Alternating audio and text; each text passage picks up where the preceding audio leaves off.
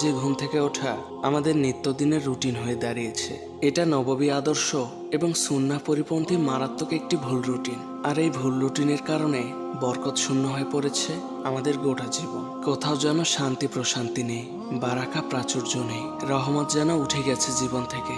শান্তির নীড়ের বদলে আমাদের ঘর সংসারগুলো যেন ক্রমশ হয়ে উঠেছে অশান্তির কারখানা। ইসলাম আমাদের আগে আগে ঘুমোতে এবং অতি প্রত্যুষে জাগতে উৎসাহিত করে। রাসূল করিম সাল্লাল্লাহু আলাইহি ওয়াসাল্লাম রাতের প্রথম প্রহরে বিশেষ প্রয়োজন ছাড়া দীর্ঘ সময় জেগে থাকতেন না।